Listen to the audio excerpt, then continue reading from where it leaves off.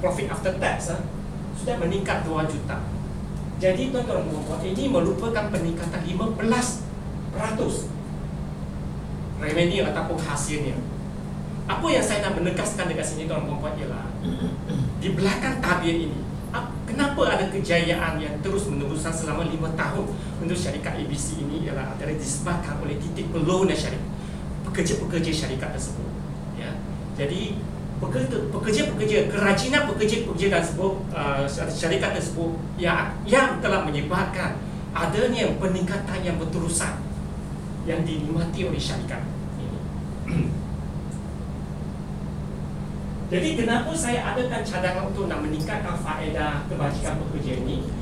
Antara sebab yang paling utama yang saya hadapi dalam tahun ini dan 2011, ya, lebih kurang kadar putaran pekerja yang berhenti kerja lebih kurang 80% hingga 10%. Saya dekat sini hanya letak 8% sahaja. Dalam semua 8% yang berhenti kerja ini, maknanya dalam 100 orang lebih kurang ada 8 orang yang berhenti. Tapi tuan-tuan puan-puan mungkin akan tertanya-tanya, ini 2-3 orang saja berhenti, apakah akibatnya? Sebenarnya golongan yang berhenti kerja ini merupakan golongan yang kritikal. Dia merupakan backbone kepada syarikat dan tulang belakang kepada syarikat. Mereka lah yang merupakan golongan yang mendapat hasil-hasil yang lumayan kepada syarikat. Ya. Seorang CSN di dalam cawangan, syarikat ABC ada 22 cawangan. Satu orang CSN membawa hasil lebih kurang 9 juta dalam setahun. Tetapi disebabkan kadar putaran pekerjaan meningkat, maknanya dalam sebulan saja mesti ada seorang, lebih kurang seorang berhenti. Tuan dan puan, bukan senangnya nak melatih CSN ataupun pengurus perkhidmatan pelanggan ini di syarikat saya ini. Ya. Ini disebabkan untuk bahagian semua manusia dan mengambil pekerja-pekerja macam itu, dia perlu mengambil daripada orang yang berpengalaman.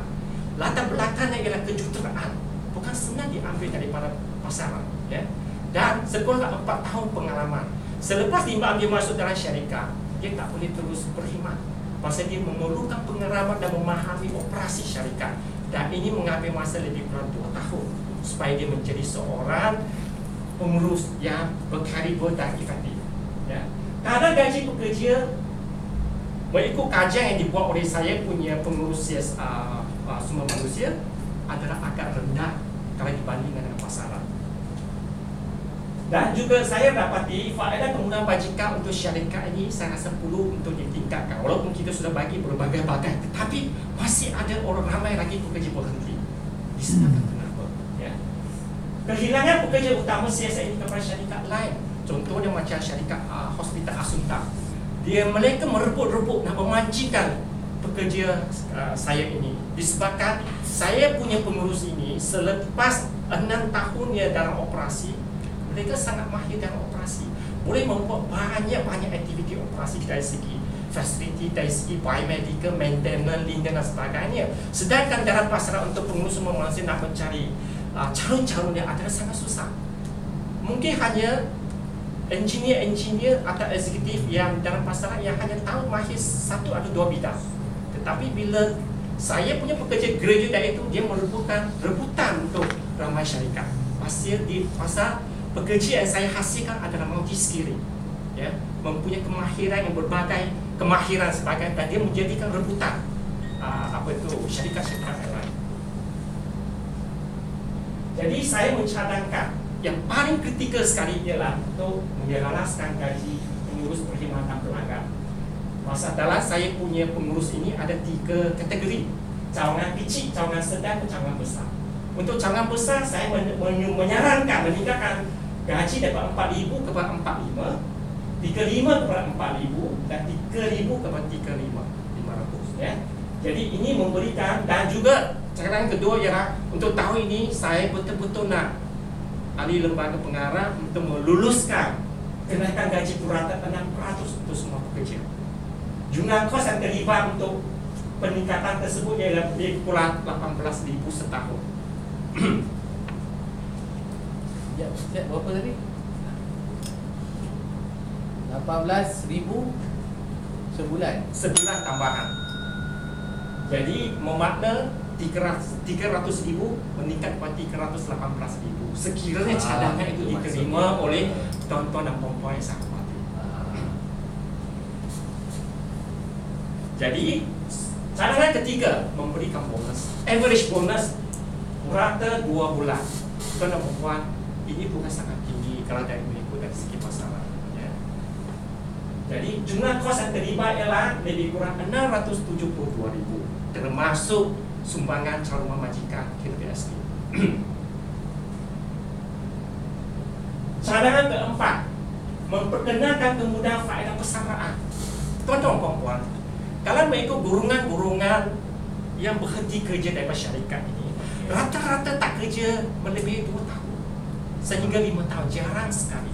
Lebih daripada 5 tahun ada revisi, ya, adalah sangat susah nak dapat dekat syarikat saya. Jadi kenapa macam itu? Apa maksud Yek bila Yek bahasakan diri Encik Yek sebagai saya? Adakah Encik Yek pemilik syarikat ini ataupun kaki tangan syarikat? Saya pengarah urusan syarikat ABC. Syarikat. Ya. Selalunya bila kita sebut saya sebenarnya, ya, mewakili pemilik. Encik Yek bukan pemilik kan? Betul. Tapi saya ada. Jadi syarikat kita ataupun syarikat kami lebih sesuai daripada syarikat saya. Ya, syarikat kalau pengguna ganti nama saya itu merujuk kepada Mr. Yek sebagai pemilik syarikat ini. Kalau pemilik syarikat dah tak perlu nak beri cadangan, buat sajalah. Ya, teruskan. Kami syarikat kami atau syarikat kita. Jadi saya mencadangkan kemudahan faedah persaraan untuk syarikat ABC ini, iaitu salah satu dia adalah melalui penambahan KWSP calon majikan, ya, untuk retirement benefit faedah persaraan. Pasal mengikut kajian pengurus sumber manusia syarikat ABC ini mendapati lebih kurang 2 tahun ke atas kebanyakan sudah berhenti kerja, akan tahan lama. Itu sebabnya saya cadangkan kurang daripada 2 tahun 12% seperti undang-undang, termasuk dalam undang-undang. Lebih sesiapa yang bekerja dengan syarikat ABC ini lebih daripada 2 tahun dan kurang daripada 5 tahun, 15% kenaikan KWSP. Dan lebih daripada 5 tahun naik pula kepada 18%. Jadi anggaran tambahan kosnya lebih kurang 5,000 sebulan. Okey, dan tuan-tuan mesti ingat, caruman majikan KWSP adalah boleh mendapat pelepasan cukai syarikat, ya, sebanyak 27%, 19% maksimal. Dan cukai syarikat kena ke syarikat adalah 27%. Jenis faedah yang kedua ialah gunakan secara ganjaran, ya, iaitu 1 kali punya gaji terakhir darab dengan tahun perkhidmatan. Jadi ini mengikut kiraan kami ialah lebih kurang 9 juta selama 35 tahun. Iaitu setahun 257,000 dan sebulan 21,000. Dengan andaian pekerja tersebut bekerja sehingga 55 tahun, ada yang tua, ada yang muda, tak pernah berhenti kerja. Okey, dan pertambahan setiap kenaikan gaji ialah 4%. Right? Jadi sekira kalau mengikut keadaan sebenar, jumlah tersebut akan lebih kurang daripada ini. Pasal sekiranya kalau pekerja berhenti, maka tak perlu bayar faedah persaraan. Tuan-tuan faham lah konsep pengiraan ini. Kelima, kemudahan rawatan perubatan meningkatkan daripada 1,000 kepada 1,500 setahun kepada pekerja dan ahli keluarganya. Ahli keluarga terdekat ialah maknanya isteri ataupun anak-anak. Ya. Kos maksimum tambahan setahun ada 50,000, ialah sebulan ialah 4,000. Lebih kurang 4,000. Jadi secara ringkasan tuan-tuan dan puan, sekiranya cadangan itu boleh diterima, Jumlah sebenarnya untuk sebulan, tambahan sebulan ialah 47,000 sahaja. Saya meminta bijak pandai dan tuan-tuan puan-puan, kalau boleh sekira cadangan diterimakan, memandangkan sasaran-sasaran tuan-tuan puan-puan menetapkan kepada saya untuk tahun 2011 sudah mengambil kira kos tersebut, bajet semua ada, berajau semua sudah ada, dan apakah ertinya bilangan ini kalau dibandingkan jumlah hasil yang boleh dibawa, yang boleh didapat oleh rakan sekerja syarikat ABC.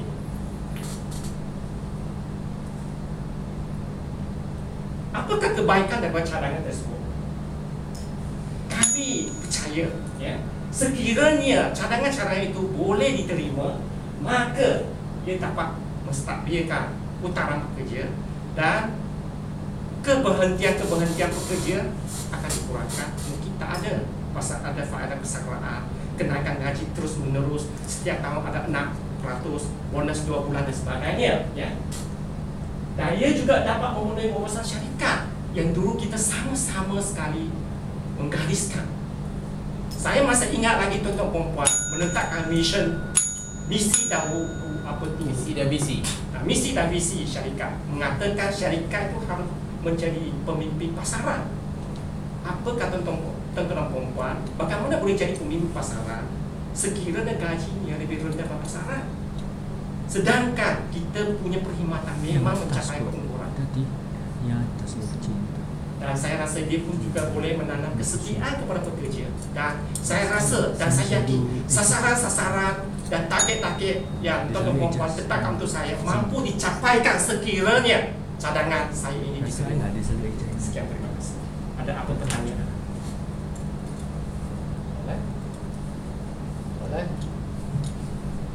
Ahli lembaga pengarah.